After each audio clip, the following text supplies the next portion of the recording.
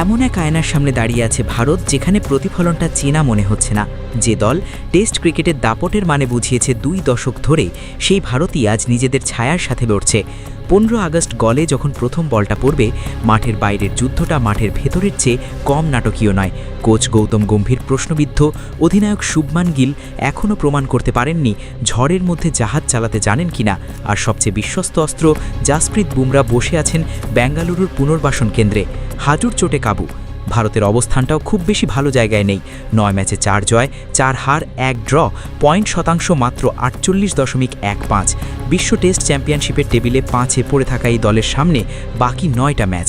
শ্রীলঙ্কায় 2, নিউজিল্যান্ডে 2, অস্ট্রেলিয়ার বিপক্ষে ঘরের মাঠে 5 ম্যাচ। কঠিন পথ, তবু হাতে জমা পয়েন্ট তাদের ভুলের বিলাসিতা দিয়ে রেখেছে। দ্বিতীয় স্থানে চ্যাম্পিয়ন দক্ষিণ আফ্রিকা, 6 ম্যাচে 4 জয়, পয়েন্ট শতাংশ 72.75-এর ঘরে। ভারত সফর, শ্রীলঙ্কার বিপক্ষে ঘরের মাঠে 2 ম্যাচ, পাকিস্তানের বিপক্ষে 2 ম্যাচ, এসব তুলনামূলক নিয়ন্ত্রণযোগ্য। তবে অস্ট্রেলিয়ার বিপক্ষে ঘরের মাঠে 4 ম্যাচের সিরিজটাই তাদের আসল অগ্নি পরীক্ষা। অস্ট্রেলিয়া বা দক্ষিণ আফ্রিকা হোঁচট খেলে সামলে নেওয়ার জায়গা আছে, ভারতের নেই।